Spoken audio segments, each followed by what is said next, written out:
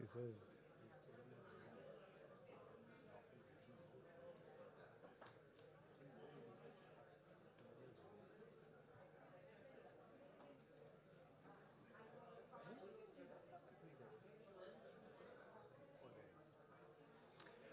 okay, can I have your attention, please? We are going to get started now, so if I can just request everybody to take their seats.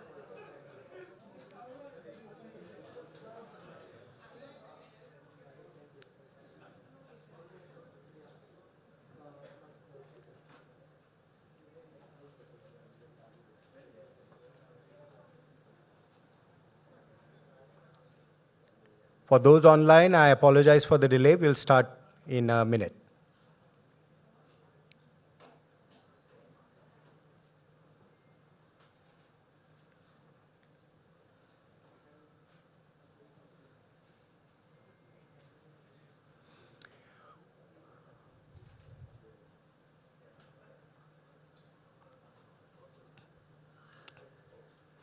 Good day, everyone, and a warm welcome to our second quarter earnings call for Mahindra & Mahindra. First of all, very warm wishes to all of you on this festive season, as well as your families.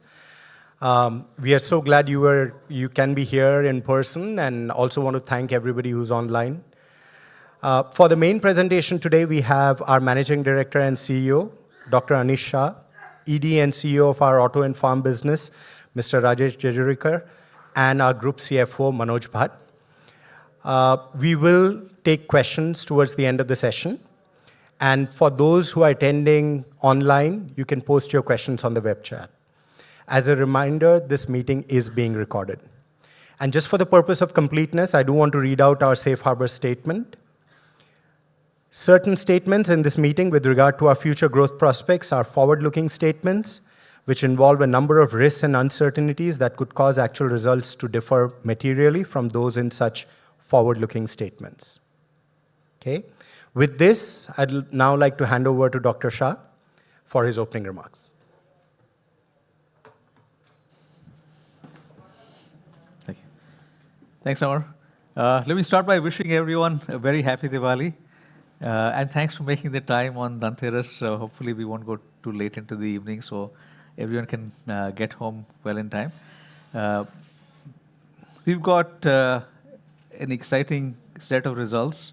This time, strong operating performance across our businesses, except for TechM, and we've seen the TechM details in their analyst call, but we can go through some details here as well. Rapid growth in auto, profit up 2x, but beyond profit, it's also the continued demand for our models, the path to electric, a number of things that are not reflected in the profit numbers that are very positive in terms of how the auto business is really going forward. Farm has been resilient despite a tough market, and you've seen the market being sort of flat, a little declining in this quarter, but we expect it to be flat for the year. And the business has gained 150 basis points of market share. Not easy to do when you're 40% plus, but that again has been a very strong operating performance for the business. Mahindra Finance has done extremely well on its objective of asset quality, which was the number one objective that we had outlined, and we'll talk more about that. We will also talk about the implications that it has had on profits for this year, because the sharp improvement in asset quality last year in the same quarter resulted in a lot of provision releases, which obviously are not replicable in future as you go on. And those provision releases last year led to higher profits last year, which has resulted in a year-over-year variance that's negative. And that is really due to those write-backs, or largely due to the write-backs. There are some other factors that we'll talk about. Growth gems are on track, a 2.5 time increase in profit, but here again, the profit number, while it's there, is not something we're really focused on for growth gems. What we're looking at is the path to growing 5x in the next 5 to 7 years. And many of our businesses are solidly on that path. There are some that are finalizing, developing their plans and starting implementation along that path. So that's really the number that is more important. So while 2.5 looks very good, I'm just going to sort of put that aside and not focus as much on profit or current quarter profit for Growth Gems.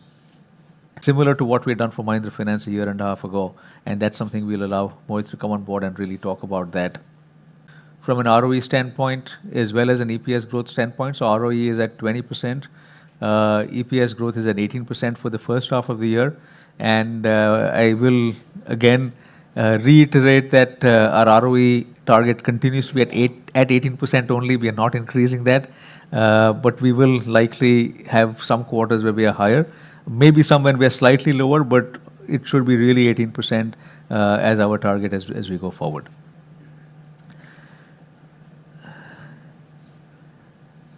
So from a standalone result standpoint, revenue up 17% for the quarter, 20% year to date. Profits, as we talked about, up 67% for the quarter, 79% year to date. Consolidated respective numbers are 15 and 17% on revenue. And you see the impact of SEL or Swaraj Engines Limited. We had bought shares from Kirloskar last year in this quarter, and that share purchase triggered an accounting change and a 564 crore gain as a result of, not an accounting change, but the accounting laws essentially had us take a gain here because we had to fair value that investment. And that 4 crore gain last year is really not operational. And that's something, as we exclude, gives us a 6% growth for the quarter and 33% year to date. So we had shared our approach in terms of our businesses, which is auto and farm, capitalize on market leadership. TechM and Mahindra Finance unlock full potential, and Growth Gems with a 5x challenge. Auto and farm continue to do very well to capitalize on market leadership. And you see that in the numbers, but as I've said earlier, more than numbers in market share and margin expansion and cash generation and things that are happening for the future as well. And Rajesh will go through a lot of details on that front. TechM and Mahindra Finance, we are not quite unlocking full potential as yet. Mahindra Finance, I would say we are well on the path to doing that, a year and a half into the recovery, and we feel good about where the business is today. TechM, we are initiating that path, and that's something that we should be able to deliver results on that in the next 3 years is what I would say at this point in time. And Growth Gems, I'll talk about specific examples on three-wheelers, on real estate, on Sustain, which really are on a very strong track right now, and a few others that are getting on that track.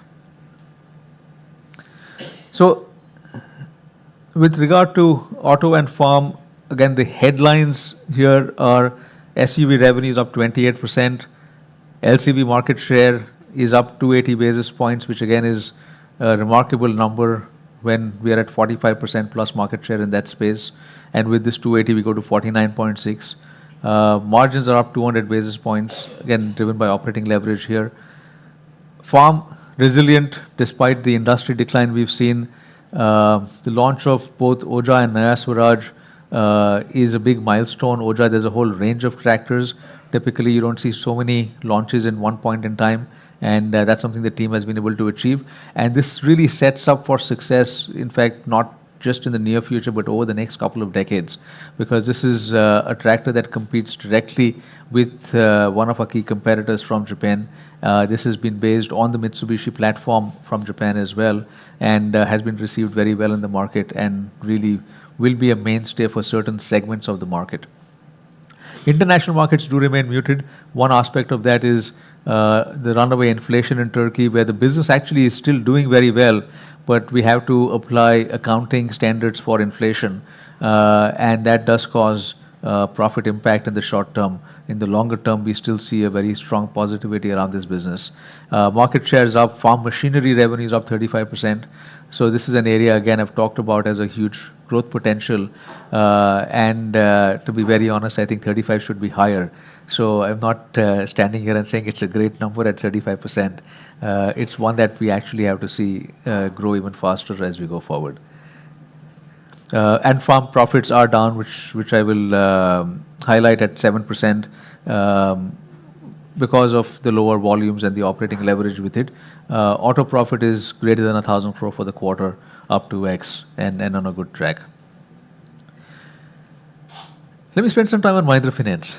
And I start with the 4 commitments that have been made for Mahindra Finance: asset quality, digital transformation, diversification, and partnerships. Asset quality, as you can see here, has improved dramatically. Here we put GS2 and GS3 because both of them have a direct impact on provisions and losses. So the combined GS2, GS3 was 21.9% not too long ago. It is 10% today. That translates to a GS3 number of 4.3%, which is, in a sense, the lowest ever, and a very, very strong number for the business to be at. What we have highlighted here is, as we saw improvement through last year, that improvement resulted in provision write-backs, which increased profits. So you see a number of 19.8 in the first quarter last year going to 16.4 in the second quarter. And that 3.4 percentage points or 340 basis points resulted in a 345 crore provision write-back last year. As the curve is flatter now, those write-backs will not repeat. And this year we had a provision of 276 crore, part of it driven by seasonality as well. The first half always tends to be a little more than the second half. And as a result, PAT is lower by 200 crores plus, 213 crores to be exact. So that's one big driver of the change in profits. There is another factor which is a smaller impact here, which is NIMs have been lower than what we expected. 30 basis points lower than what we had expected, a little more versus last year. And a combination of both of those two have impacted this quarter's earnings, or more importantly, the variance between last year and this quarter's earnings. Coming back to the rest of the points, strong progress on digital transformation. There are some milestones that have been reached already. Share of non-cash collections, for example, is 70% now. Number of initiatives around increased customer experience, digital for the customer in terms of lending. So all of those things have put the business on a good track. Diversification is working well. The SME portfolio is growing nicely. We're again careful about growing it the right way, making sure that it's the right credit risk that we are taking, and not just growing rapidly, because that sometimes can cause problems from a credit standpoint. Leasing has grown quite significantly as well, which is an important driver from a Mahindra Finance standpoint, because in many cases there you would also have non-interest income, which can be a big positive for the company. The vehicle prime segment has grown nicely, and the partnerships have been put in place, and we see a lot of potential from co-lending with these partnerships. So that gives us a lot of confidence around where Mahindra Finance is today. I will go a little deeper on credit costs, because we have seen a structural improvement in asset quality. And all of that does not flow into this quarter's numbers. In fact, it will not. It will take a little more time to flow into this quarter's numbers. You see GS2 plus GS3 again coming down significantly. Provisions had gone down to a level where it was actually a write back. So this is annual, not by quarter. So last year as a whole, we had 1.4% of the book being written back from a provision standpoint. That obviously is not sustainable, because you will have sort of flat to a certain level of provisions once the credit, or once the GS2 and GS3 lines are flat. End losses have been going down as well. The dotted line here is what is the expectation for the third and fourth quarter. We are not putting specific numbers around that, but Mahindra Finance has put a number around an expectation of a credit cost of 1.5 to 1.7% to close the year, as compared to 2.3% today. And 2.3 is also a function of first half versus second half, which the business has seen over the years. And that's the reason why we feel good about where asset quality is and the structural change, which will result in lower credit costs as we go forward, and more stability as well as we go forward.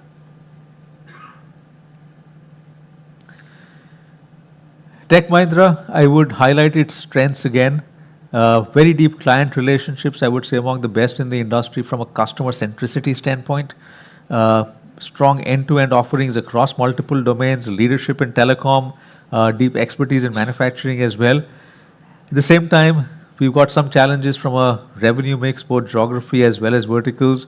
Margins have been lower than its peers, and that's something that many of you have pointed out over time as well. Acquisitions have not gone very well. Again, something that you have pointed out and you're right about. We have not been able to get all the synergy that we needed from those acquisitions, and some of that cleanup is now underway. So there are a number of actions we've listed here, some which have started already, some that will need to take place. But this will really get translated into a very detailed transformation plan that Mohit will present. It is not right for me to present that, so it is something that Mohit's going to have to commit. And as he presents that, we will then follow up and make sure that we can deliver on that plan. Growth gems, I gave a quick preview, but if I go into numbers, Sustain has plans to go from 1.5 gigawatt to 7 gigawatt in a 4-year time frame.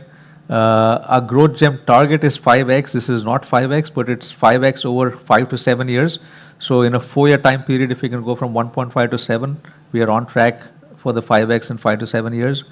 The good news here is that Sustain has won bids totaling to 1 gigawatt already in the first half of this year, and is therefore on a very good track, not only to meet but even hopefully exceed some of the commitments that we made in terms of our 7 gigawatt target that we've outlined there. Electric three-wheelers will reach 74,000 units this year in terms of volume. That's up from 5,000 3 years ago. And again, an aggressive growth plan for auto. We have not been giving forward-looking numbers, so we haven't put a number on that. But it's again something that we do expect the business to continue to grow. Obviously not at this pace.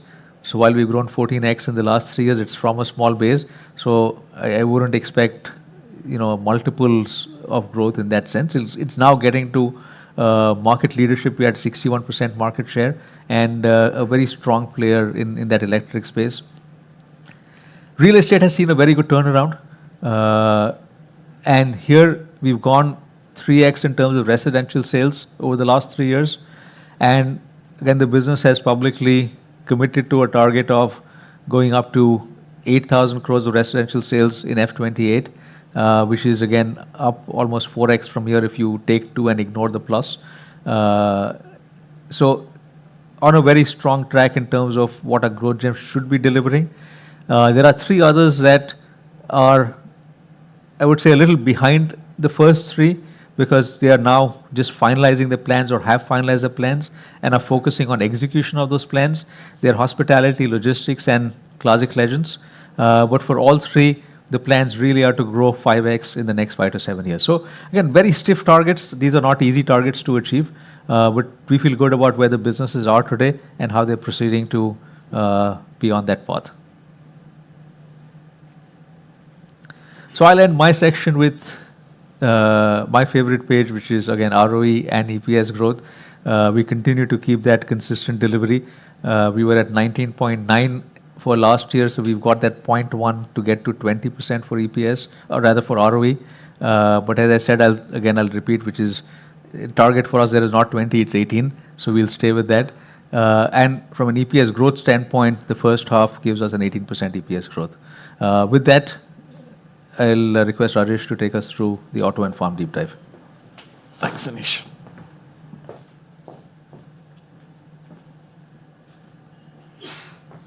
Hi, good afternoon, all of you, and happy festival season. I believe some of you are at home for Dhanteras, and others are heading on to a call at 5:30. Amaz kind of warned us that we need to get done by 5:30. I don't know if you saw that, Anish. So I will try to go fast on these slides so that we have enough time for Q&A. The auto total volumes were up 18% at 212,000, and the revenue market share was at 19.9%.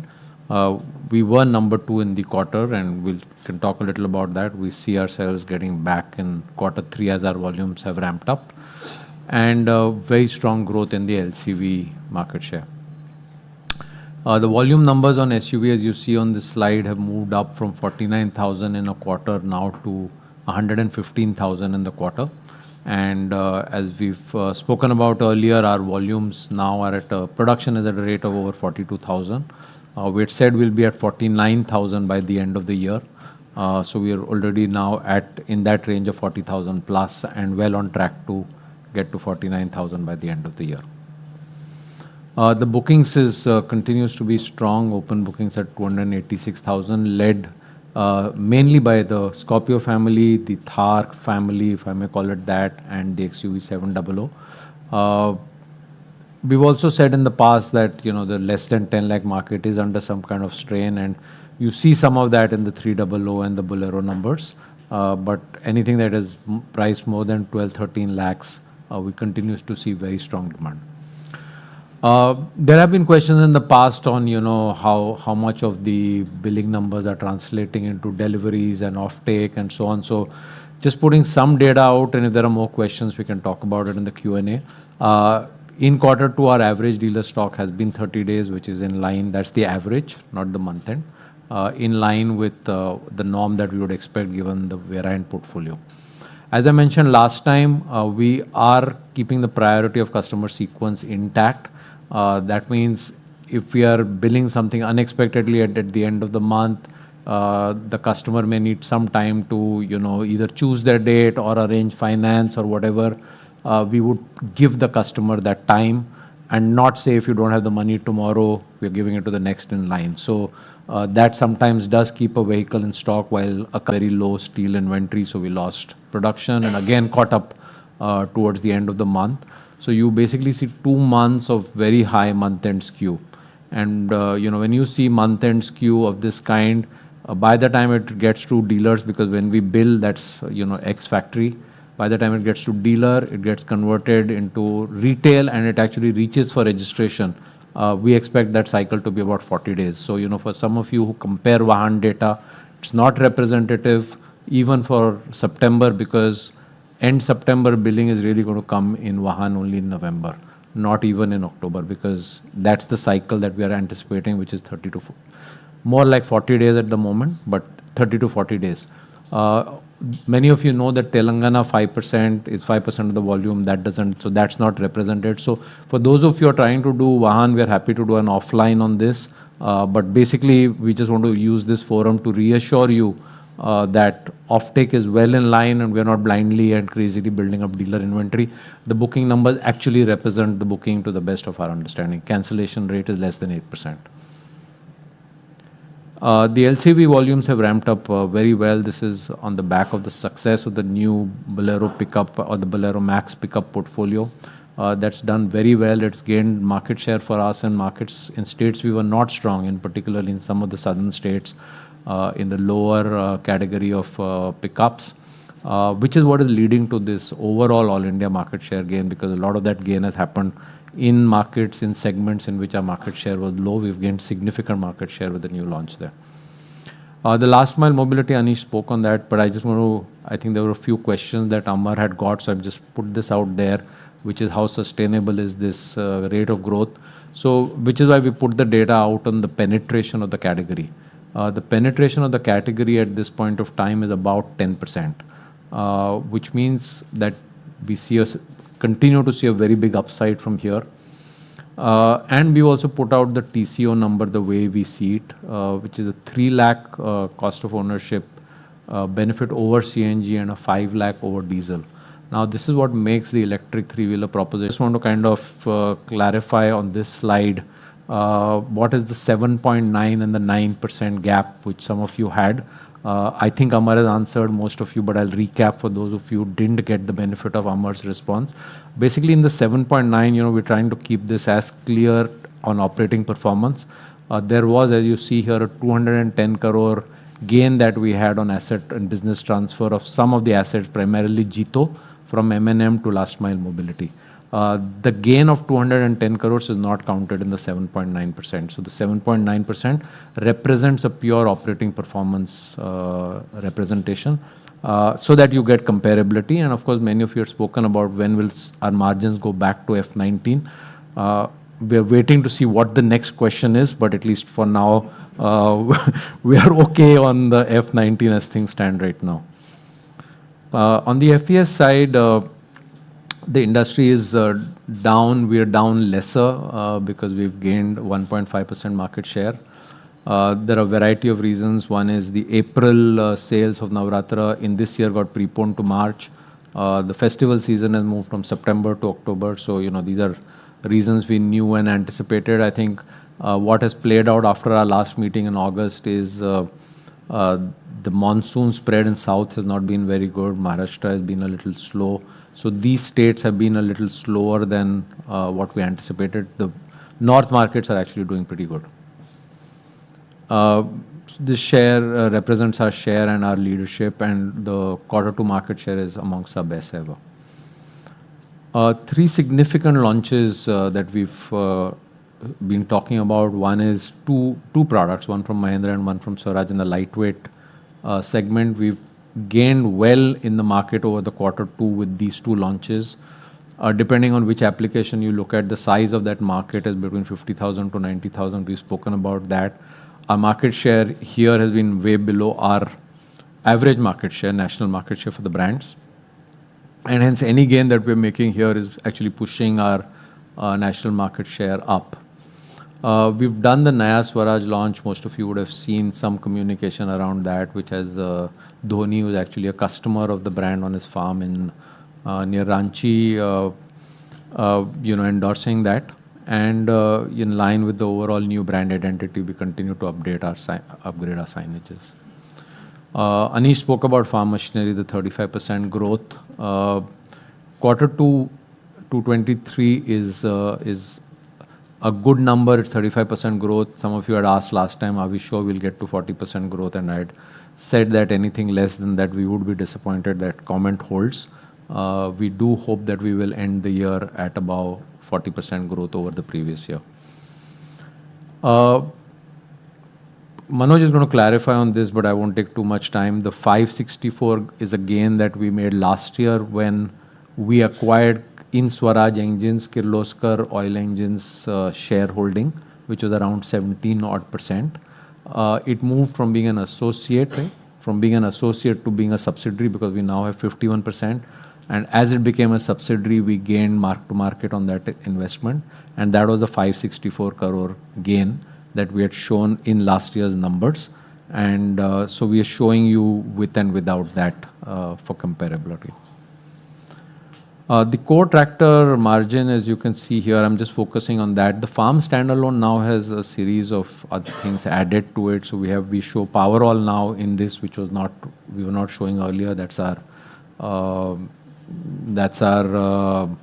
genset business. We have also added some numbers of Solarize, which was a separate company. Solarize is there, right? No, sorry, Solarize is not there. Powerall is there. Powerall is there. And of course, farm machinery sales are as part of the farm standalone. So the core tractor business in a way represents everything we sell in India plus what we export from India. So it represents the total tractor business. We've dropped 1 percentage points, which could in a way can be explained on 3 counts. One is Q1 to Q2, there is a difference in operating leverage, which would be about 1%.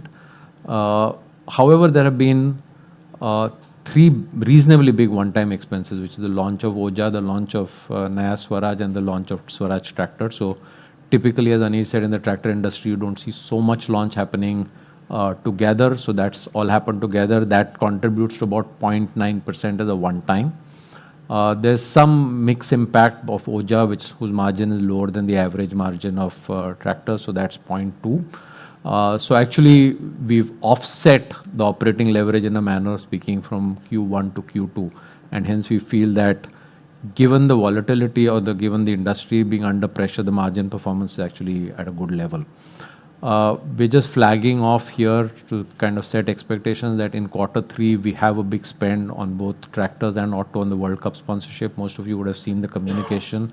Again, we would treat that as a one-time expense. We haven't really done anything big on our brands over the last 2-3 years, either tractors or auto. So, we took the World Cup as India being the host country as a very good opportunity to get viewership. We've got very, very good feedback out of the campaigns that we've done and whatever is the post track saliency that we're getting around the campaign that we have put out. So there is going to be some more one time in Q3 coming both for tractors and auto. And if needed, we'll call that out. This is a chart we've used in the past, often while talking to all of you. We brought this back after a few quarters because, we're seeing an industry degrowth after some time. So you can kind of see that while the industry has moved up and down, we're able to maintain our margins in a very reasonable band of 17 to 19%, except for few outliers. And even as we are seeing an industry degrowth right now, we are in the 17.5 to 18 odd % margin range. Thank you, and with that, I'll hand over to Manoj. Thank you. Thank you, Rajesh. And happy Diwali in advance to all of you. So I think a lot of it has been covered by Anish and Rajesh. So I'll kind of flip through some of these slides pretty quickly. I think this has been covered, so I won't spend too much time. I think the only thing I would like to add is the 67%, I think includes what comes from core auto and farm, and also comes from the various other operating income from the segments. So I think from a consolidated perspective, we've spoken about SCL. I think that's covered well, so I won't dive deeper into it. Just a quick look at how this pans out from a perspective of Q2F23, which is adjusted for SCL at 2209. And then how does that build up? So clearly auto has been contributing positively. So 502 crores is additional. Farm has been a bit lower, about 56 crores. And if you look at the services segment, which includes TechM and Mahindra Finance, I think those are the two large drags. I think TechM is about, give or take, 224 crores, and Mahindra Finance is about 110 crores lower. And some of the reasons for that was spoken about. So that's the journey from 2209 to 2348.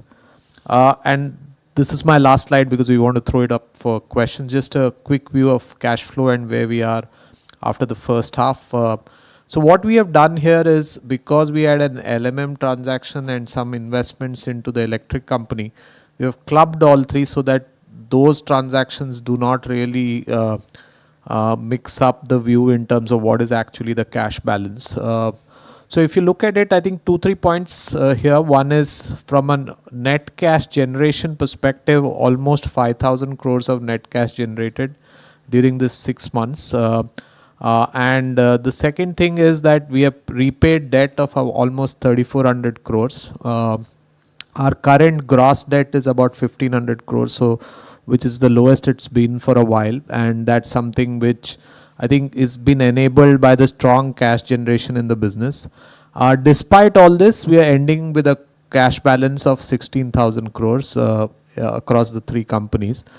This includes an inflow from the PE funds into both MEAL and LMM. That's about 900 crores. So that's where we are in today, and this is something which gives a view of how the future growth can be funded, while we'll cover some of the capex related items as we go in towards the end of the year in terms of the next 3-year cycle.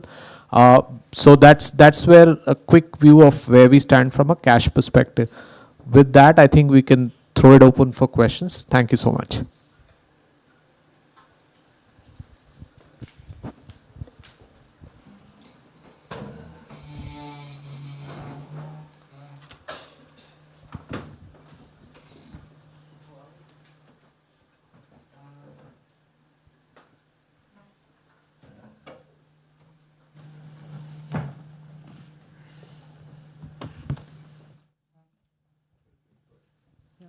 Thank you.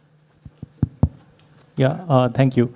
Good evening to the management and congratulations. I agree with Anish. I think the probably beyond the numbers, the performance that we see across segments, the company has been outperforming the respective segments. So congratulations to the entire team for that. Thank you. I'll first want to hear on demand environment. You know, what we are seeing here is in the context of industry, pretty exciting numbers. Order book is still going up despite raising production by almost 15-20%.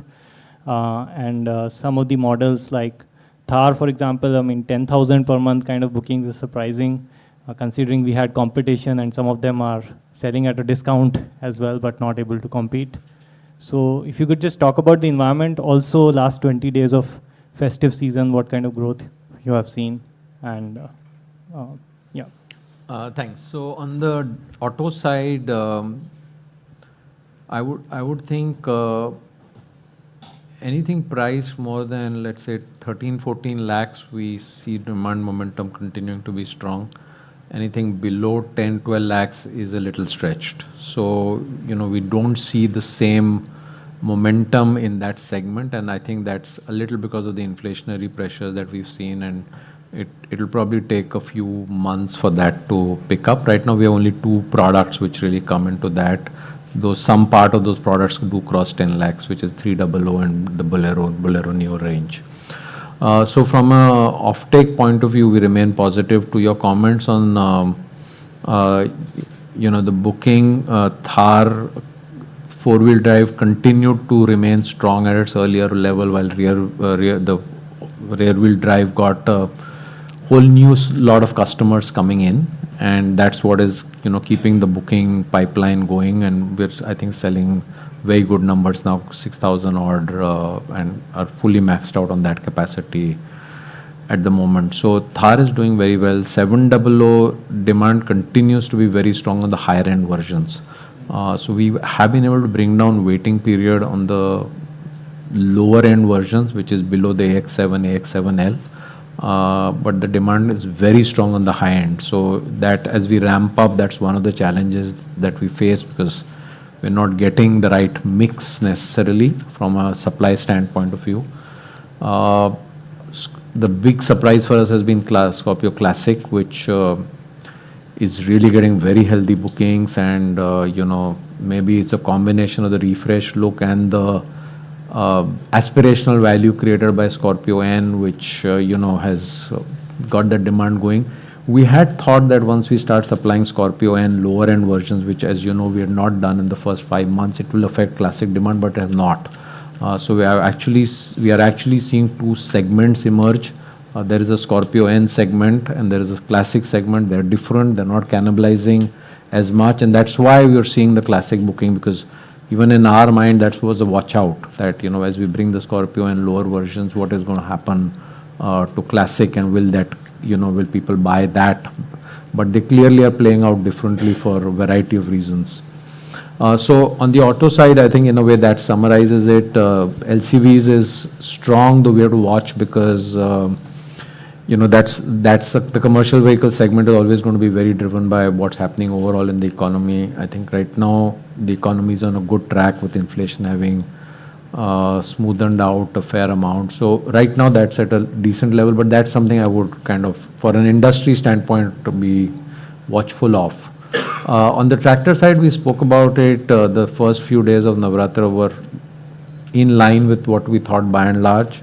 We did get some growth. When we are right now saying that the tractor industry will be flat for the year, we are factoring in that March will see a degrowth because of last year Navratra happening in March and this year not.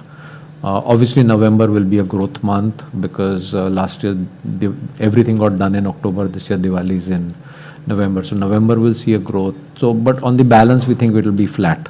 Also because the south states have been strained on the agriculture front. So broadly, that's if you have a follow-up, I'm happy to take it. But yeah, if you could just comment on the festive season demand for the auto segment or SUVs for last 20 days, how much growth you have seen? I don't think growth is representative metric right now, because obviously we'll see good growth because we've significantly ramped up and we're kind of completing our, in a way, fulfilling our order book. So growth is a very healthy double digit, Vijay, if I may say so. Just very quickly, I think if you see the inflow of bookings that has been coming in, it's been consistent through the festive season. A lot of customers, given that this time the festive season is also spread into this month, today is Dhanteras, Diwali is coming up, a lot of customers want deliveries during Dhanteras and Diwali. So when you look at the total number, you should look at it at the end of the festive season. But the strong pipeline booking continuing with low cancellations is an indication that demand has been strong through the festive season. Of course, having said what Rajesh said, that on 300 and Bolero, in those price points, we have performed well, but compared to the festive season, as compared to our other brands, we've seen a little bit of pressure on those brands. Thank you. Thanks. And just one more question I had on the capacity planning that we have. With this kind of order book, do you need to rethink on the capacity plan, because 49,000 may not be enough the way market is growing, right? Because SUVs, anyways, organically the market is growing, and we hear of some new models, etc., which will come in both EV and ICE as well. So if you could touch upon that, and also like how you are thinking about ICE model cycle. I know you can't talk about the products, but if you could just give your thoughts on ICE model cycle, because sometimes what we are seeing is EV demand is in some countries or some regions slowing down. So you could be a little bit early, for example. So how are you covering that risk in the ICE model cycle? Are there white spaces that you will still be filling in ICE, for example, in next 2-3 years? Are there, how many refreshes, for example, do you plan there? Yeah. Anish, I'll take it. So the capacity that we put out is till March. It doesn't cover the capacity that will come in F25. So what we've shared so far is what is going to be up and ready by the end of March, which is 49,000. There will be new capacities that come as we bring Thar 5-door and subsequently for the EVs. So there's a capacity plan which goes higher than this. We'll share that as we come towards closer to getting to 49,000, which hopefully will happen on the target date that we have. So, and that capex has been triggered already. So that those capacities are in line, taking us beyond 49,000. So I think we will have a reasonable, capacity increase, and there will be some EV to ICE cannibalization. And I think your second question really was, what is our take on EV versus ICE, and are we doing enough on ICE? Yes, exactly. I think one of the things that we may put out at some stage is, as we get into the next cycle of investment, is really to assure you that we are doing enough on ICE to make sure our product is robust. You're absolutely right. Recycles or refreshes, as you call them, or complete new updates are things which are in the pipeline and are being worked on. So there is adequate or more than adequate focus on ICE, because even at a 20-30% penetration, if EV was to reach in 3 to 5 years, there is still 70% of a very large chunk, which is going to be ICE. So clearly for us, that's as important, and we have to fortify our position of strength. A lot of the manufacturing capacities are going to be fungible, hopefully. So we will be able to use, they're all coming in Chakan. So some of that, except very specific ones like body shop, obviously won't be. But otherwise, we are thinking of creating fungibility to some extent, even with EV. So I think we, in a way, we are trying to do the best we can to anticipate EV, ICE, making sure we are focused enough on ICE as we bring out the whole new EV portfolio, which is on schedule. We don't think it's early, because I think by the time we come to 2025, with the products that we would bring out then, we think they're going to be aspirational lifestyle products, not bought because they're electric, but bought because they're aspirational lifestyle products. So I don't think we are really saying that these are going to be about, if you want to buy an electric, buy this. It's really going to be, I want to buy this. It happens to be electric. I'll just add to it. Kapil, what we're looking for first is we will be ready to be leaders in electric. And if electric moves faster, we'll be ready to produce as much as required for that, and maybe even get to a 50% penetration rate, which may be 2030, which may be sooner if a number of things work in that favor. So that's the first part. Linked to that, we will also want to make in India for the world. And the quality of electric cars that we're looking at is going to be outstanding. Similar to what we've seen with the XUV700 and the ICE vehicles that we've put out over the last few years. So given that quality, we should be able to even export to the world and be able to do more on that front. That said, coming to the second point, we do not want to give up leadership in ICE.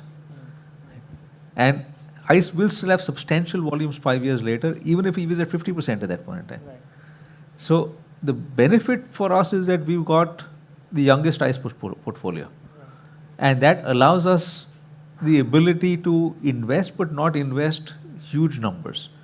But at the same time, we will invest. And when we come out with our plan for the next 3 years, we will actually show, the level of investment in ICE. So we're not going to give up on the ICE leadership. We're going to maintain that. And for some reason, if we need to continue building more ICE, that's something that we will be ready for as well.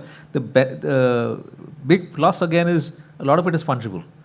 So a lot of capacity doesn't need to be built exclusively for ICE or exclusively for EV. We can change it as the demand comes on. Sure. Thank you very much and best wishes. So we'll just take one online question. Anish, this is for you. It's actually a two-part question. While this is coming from Gautam, and what he's asking is, while he understands the provision and the credit costs, he still feels that Mahindra Finance is below peer group on ROA. And so when do you expect that to improve? And then the second question is on TechM, which is, do you expect significant improvement in 25? Yeah, so on the first one, yes, Mahindra Finance, we have acknowledged, has been below peers in the past, or in the recent past, if I were to look at the last 5 years or so. And the transformation plan was really to address that. We are 1.5 years into that transformation plan, so we're not there as yet. We are on track for the 2.5% ROA that has been committed. And that is something that we should reach in the 1.5 years or maybe slightly before that. And then what we want to do is, at least in the segments that we are in, really be the leader in that, not just at par with our peers, but play a leadership role. So in response, 1.5 years is what I would say it will require to complete what we look at from a transformation perspective. And TechM, if you can just repeat that question, Aman. Whether fiscal year 25 is expected to be a big turnaround year for TechM. For TechM, there are going to be two phases. One is getting back to normal, which is what normal was before what you see in the last couple of 3 or 4 quarters. And then second is to get back to get to market parity or leadership beyond that. And what I mean by that is, if we were to look at what normal was before the last 2 or 3 quarters, we were below our peers in terms of margins. So that's sort of the first phase of just getting back there. And then the second is to grow beyond that. It will require time to grow beyond that. Getting there will obviously be easier. Beyond that requires a number of structural changes. It started already, a new organization is in place. Delivery head is coming to run delivery across the entire organization. That's been centralized now. That's essential for us to be able to drive the level of margins that we need to drive. And there are a number of other levers that will need to be pulled in order to be able to get to market parity and market leadership.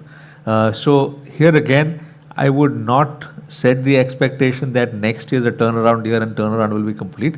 I do feel it will take about 3 years. At the same time, it is up to Mohit to come in and present his plan, and that is what he will do after he takes over as CEO, and which is the reason why it's unfair of me to sort of present a specific plan here and say that Mohit has a magic wand and he's going to come in and turn it around in 25. That will not happen. But we are going to be on a track for a solid turnaround for that business and get it on market parity or market leadership after that. Yeah. Hello. Hello. Yeah, good evening. This is Jay Kale from Elara Securities. My first question is on your EV business. We've had your XUV 400 now for over 6 months. If you could just speak a little bit about your key learnings in this space, and how you plan to incorporate those into, bettering your experience once your born electric vehicle platform comes in. Because we've seen globally many of the legacy OEMs have given out statements that, this space is a little more difficult than what was earlier thought of, both from demand as well as profitability specifically. So how do you plan to address that in your EV space going forward with born electrics? And do you ascribe to this view that this is a little more difficult than what was earlier thought of? Okay, so first, I think three parts to the question. One is related to 400, what's happening there. The second is what's happening to our Born Electric portfolio. And third is a generic comment on what's happening around the world and, is EV penetration going to be hard to drive and what others are saying about it. So on 400, we had said we want to back-end our sales towards the end of this year. We had said that for a reason because we had wanted to make a set of upgrades to the product from the product we had launched earlier last year. That's on way, should start anytime now. And as that happens, we will start ramping up. There are other changes planned and upgrades planned as we go along. So we will see an uptick from the volumes that you're seeing at the moment, which are low, and they're intentionally low. This segment is the segment we are playing in right now is not easy for a variety of reasons. I think an EV to ICE converter doesn't give you the cost structure that you want and the exact product that you want, and that in a way gives a segue to the next question, which is around what happens to Born Electric. They're incomparable because we've thought through the Born Electric strategy as a holistic strategy. It's an in-glow platform with very high commonality across everything that's going to come on it, almost 80% commonality of the platform. On that, we are creating a series of top hats. As Anish said, they're being designed as world-class products. Some of you got a glimpse of them. And a lot of the media saw them, and I know many of you talk to media very closely, the media who had come to Cape Town. We had shown them, design intent ready BO5 in a very close group, and they were actually awed by what they saw. They never expected what we had shown out as the initial proto, which many people asked, is this just a concept? And we had said, no, the final product is going to be at least 95% of that, and it is. So the products are coming out exceedingly well. We've been driving some of those on the road. We've run several thousand, 300,000, you said, kilometers of these new products which are under validation. So we are on a very good path, and they're going to be wow products. So I wouldn't compare them to 400. I think these products are a league apart. I mean, without trying to demean our own current product, but I think that's the leap that technology will take with every time you think about the future in a new emerging space. So these products are going to be a leap ahead. I'm just going back to the response I'd given to Kapil's question. The way we are going to be marketing this is around lifestyle. We are not thinking about this as this is an EV which has to penetrate ICE. And that's why, at least from our own internal strategy point of view, what we really say is what is going to be EV as a mix, as a part of our SUV mix.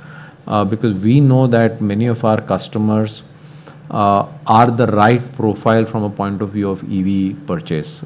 Example, they're multi-car households, so range anxiety is a lesser of an issue. Psychographically, they're a little more inclined to climate. They are the kind of people who want to stand out, be differentiated. So the role of tech, the role of design is going to play a very key role. EV driving creates a completely different experience because it's super quiet and super smooth, very peppy. So, and our customers buy us for these reasons, and they should buy our electric for the same reason. So really, the way we are thinking about it is, here is a new lifestyle experience which carries our brand and our brand DNA to electric. Electric is a form, is not the strategy. Let's put it that way, right? So electric is enabling us to create products which are going to be very tech savvy, super beautifully designed, and they're standout designs, as some of you have seen them. And we think that is what will create the category. As we've done with some of our more recent launches, even with the earlier launches, going back to Scorpio, 500, 700, these are all products which have come in and created a category where none existed. And really, we think our Born Electric strategy is going to be about that.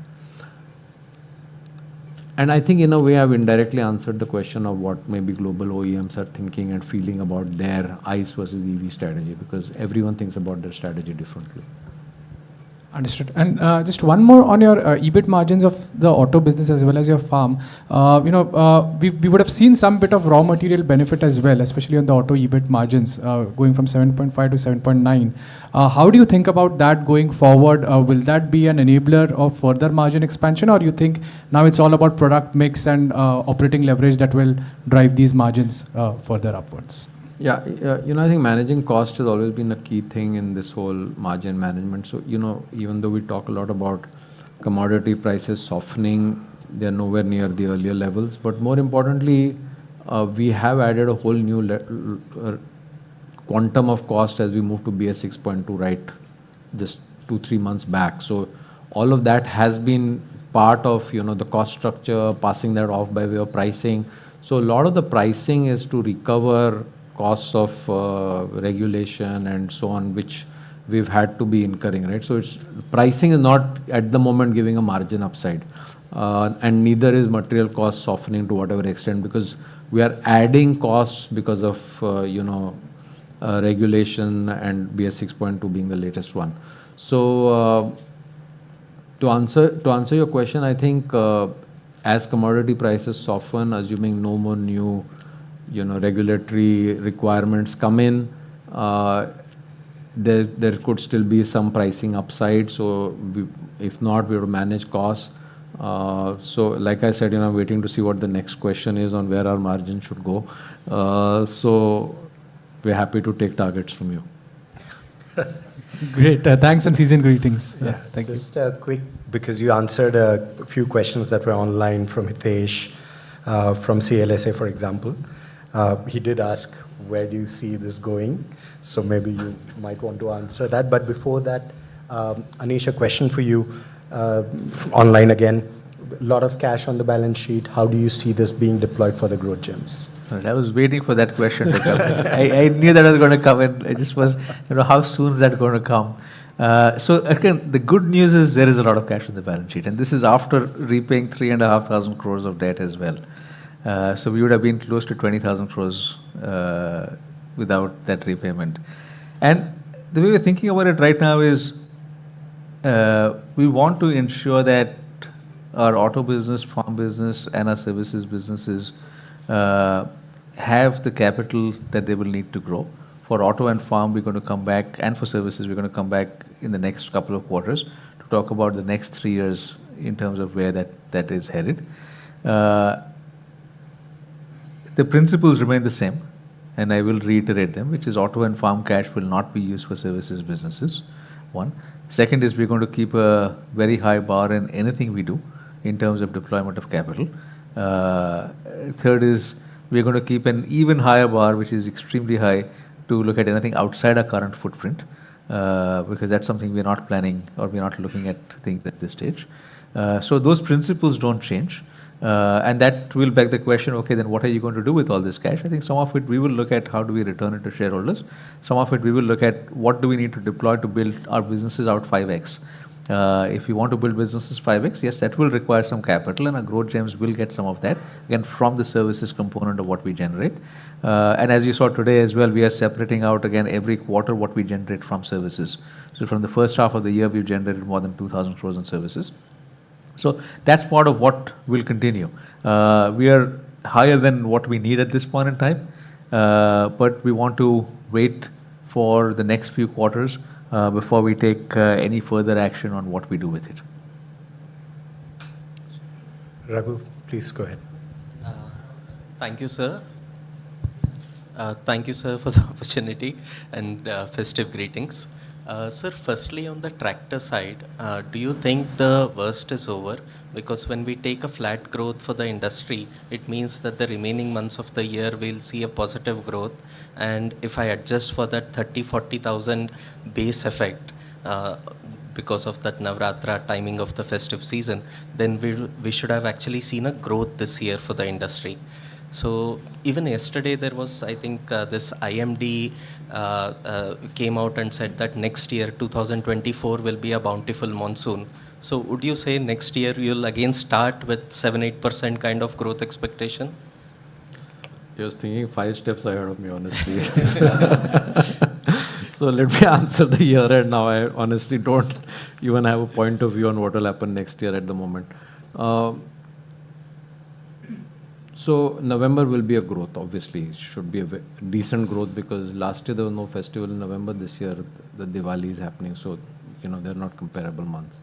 The critical thing is March because, you have to double adjust last year's Navratra. So first it affected April because it got preponed to March last year. And now it will affect March growth rate because it is going to be compared against March last year. So you see a double whammy on that. And that is what is leading to this problem. So basically on a very high base of March last year, you're not going to get Navratra this year. So that's a double whammy. And you didn't get April, which you would have otherwise got. So it's affecting twice in this year. And that's the reason we are kind of saying that, yes, while there could be growth over the next few months, March will be the dampener. And how much of a dampener it is, we will know only when March is over, honestly. So right now our view is hence it will be a flattish year. That doesn't mean it can't be plus because a lot of the swing is actually going to come based on what will happen in March. And of course, next 3 days are very important to see how they play out. I mean, starting today. So, we'll obviously be tracking what happens today, tomorrow, day after. That could significantly change the view. And, very often, when you are into these 3 days, 5 days, 2 days, our assumptions can go either way. So, in a way, let's watch and wait and watch.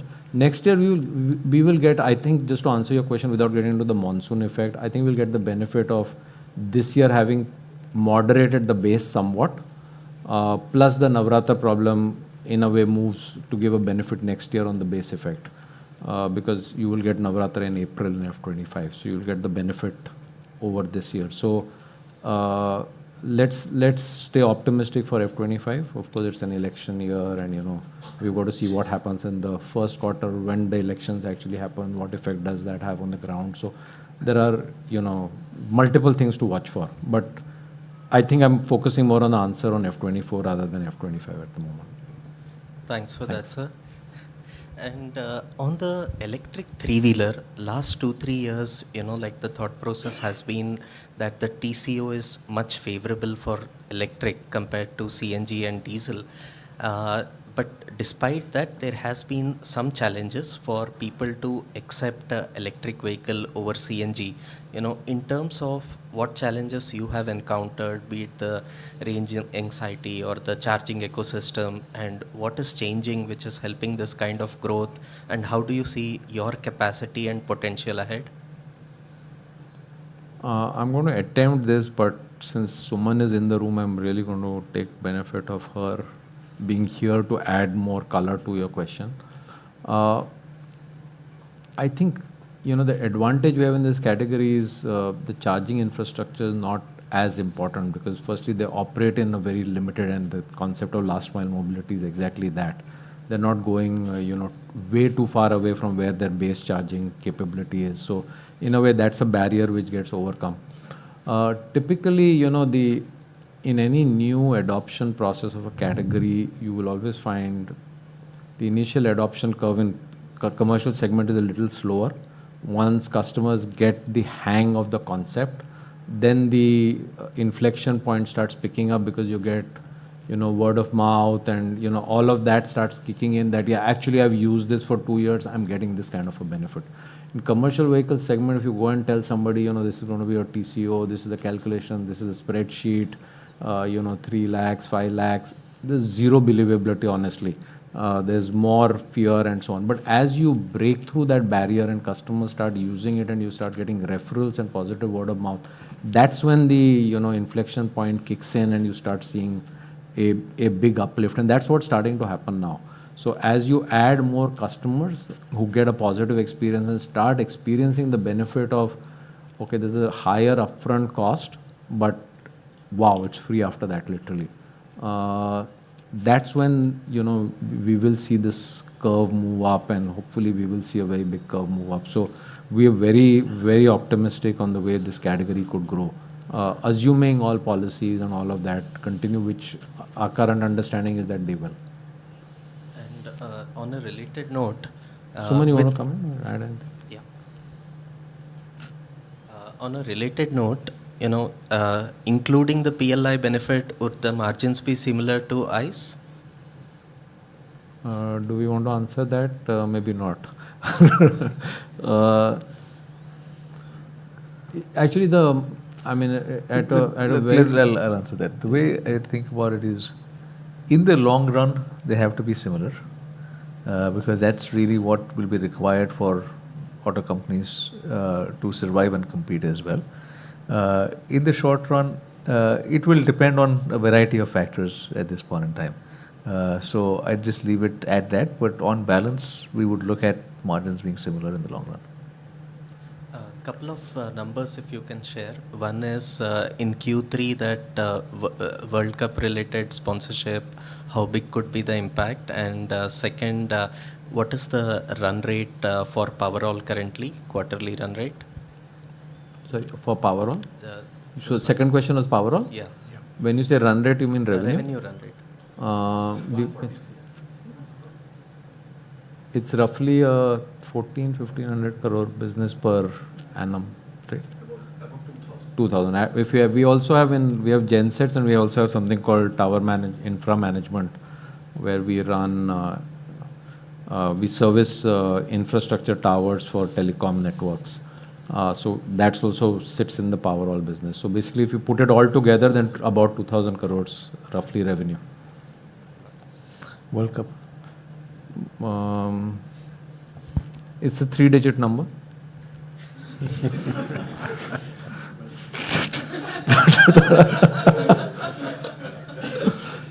In rupees crores. All right. So, Anish, a question for you from online from Kripa Shankar, Choice Equity. M&M Aerospace, there is tremendous localization opportunity. How do you see that, and do you consider it the next growth gem? So aerostructures for us is a growth gem. It's a business that has been built very well. It's a small business right now. We've got Boeing and Airbus as our customers, and a number of other OEMs around the world as well. The business has been delivering very strongly, and yes, as there are more localization opportunities within India, Aerostructures is well positioned to take advantage of those opportunities. I just want to clarify that this is not the aircraft manufacturing business that we have. That aircraft manufacturing business is separate from this Aerostructures business. The Aerostructures business is really around manufacturing of components for Airbus, Boeing, and other OEMs around the world. That is a strength that we have from our manufacturing skills. A very high degree of precision is required for that, and that is also what we can bring to the table, which is why this business has done very well, and therefore it really is part of what I would call our core strengths. Yeah, and we have announced as of yesterday or day before that the aircraft business has been sold. It's something that we had sort of put on pause, and we had talked about that in the past, and we have a buyer, and that sale was completed, I think 24 or 48 hours ago. Manoj, there's a question for you from Chandramouli. He's trying to understand how do we treat dividend income from TechM in the new construct. Is there anything that they should know? So first of all, let me back up to what was the construct so that I think there's some clarity. So what we said is fundamentally, while there are two divisions or maybe three including Powerol, which is part of M&M as an operating business, that was what the conventional treatment was. But we also said that adding value and monetization is a core operating activity as a holding company, as an investor into most of these. So the fundamental premise is that is also an operating activity. If that is an operating activity, whether we make gains through dividends, whether we make through monetization, so any income from JVs, subsidiaries and associates is categorized under a separate line called other operating income from JV subsidiaries. So in a way, the revenue line now, so if you look at the revenue, initially it was revenue line and other income. The revenue line also includes other operating revenue from activities which are pertaining to any of these events. So dividends will be treated as other operating income and be part of revenues.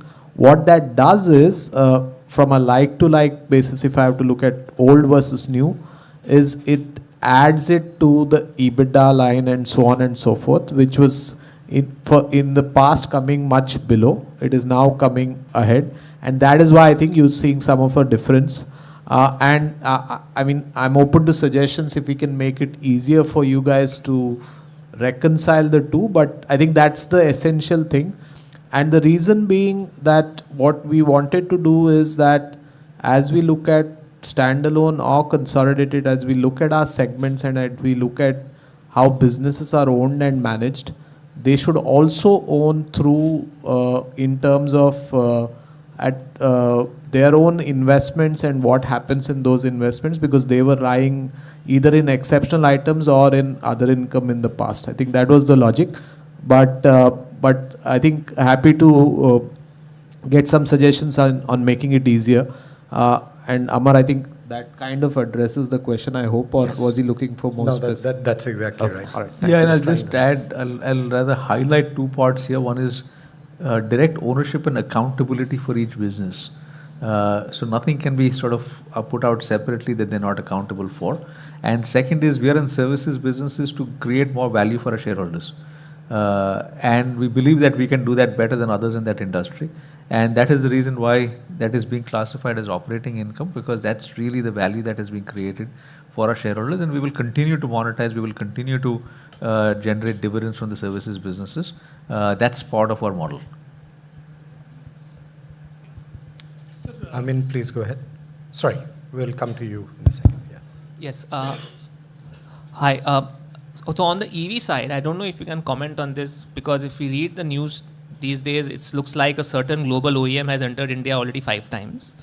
Now, so without getting specific, what I wanted to understand was, has there been any conversation with the government that they might be thinking of reducing duties?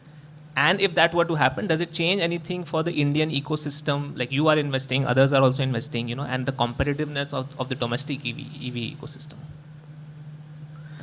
So I'll take that. I mean, I answered that in the press conference as well. And what I would say is a few things. One is, in the vehicles we have today, we have shown the ability to build world-class products that can beat everyone else. And we are now making in India for the world. On the EV side, what happens from a duty standpoint, etc., I don't know, I can't comment on. All I can say is that we welcome competitors to come in and invest in India.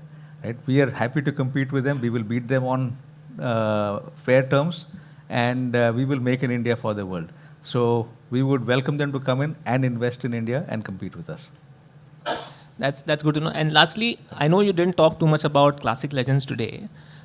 Just if you can, so this space has become very exciting of late, because there has been a lot of launch activity, so which obviously creates opportunities as well as new challenges for the Classic Legends business in India. So how does that change, maybe in the near term, the right to win or the right to play in this category? If you can share some thoughts.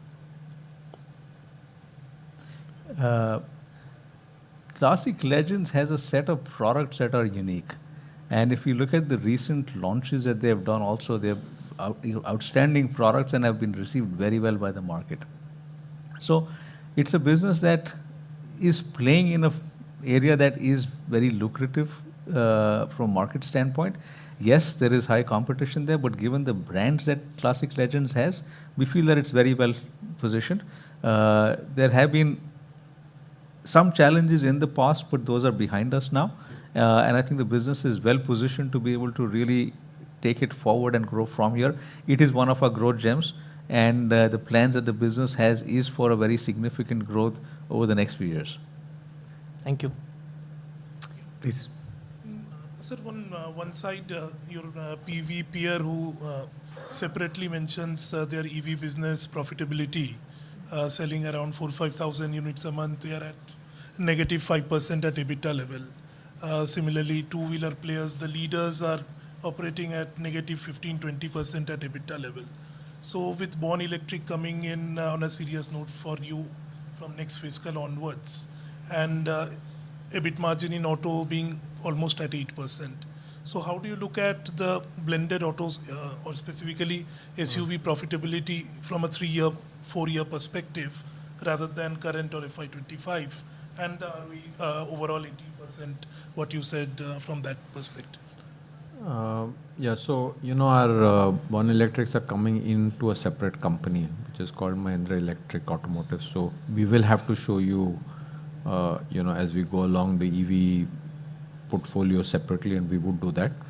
Basically, I think right now the way we're thinking about it, it's not fully formed up, and Anish, you can add, is that we would want to show you core auto as it is. We would want to show EV portfolio separately and then show you blended so you can see all together. There is some EV margin that we would make in M&M through either manufacturing or other related party. We will take that and, as we've done in the past, sometimes M&M plus MBML kind of thing. So we may kind of give you a view of EV end-to-end, which is what we make in M&M and what we make in Mahindra Electric, so that you can see the EV portfolio separately from the ICE. That's the current thinking. We are about a year away from that, or a little more than a year away, year and a half away. But broadly, when we have the Born Electric portfolio come in, that's really how, at the moment, we are thinking about it. Yeah, I think that's fair. I just want to go back. Coming to your earlier question, I just want to expand on it in a sense. If global auto players believe in India, they should come and invest in India. Right? We want to make in India for the world. We should ask all auto players to come and make in India for the world as well. So if you believe in India, come and invest. That's all my messages. The questions from Pramod Kumar from UBS online. So multiple questions, so I'll try to combine some of them. One is for you, Rajesh. Do you see hybrids, a rethink on hybrids coming up because of what is happening in the market? And then the second question is... Can we just take one at a time, since I'm not sure. writing them here? So hybrid is basically a relatively expensive product, and only one company has an hybrid, which is already an expensive product. So for segments in which the running or usage of the product is very high, specifically fleets, it may make sense because the fuel efficiency offsets the higher upfront investment. So there will be a segment in which it makes a lot of sense because that's the usage pattern allows you to get a return on it. For most customer usage situations where your product is not being used that many kilometers every day, the additional cost of hybrid may not give the return to the customer because they're not using the product enough to get a fuel efficiency benefit. So in a way, think about hybrid as not a part of sustainability, but more a part of how do you improve fuel efficiency of a product. And if that's important in a given segment, there is a value to doing hybrid.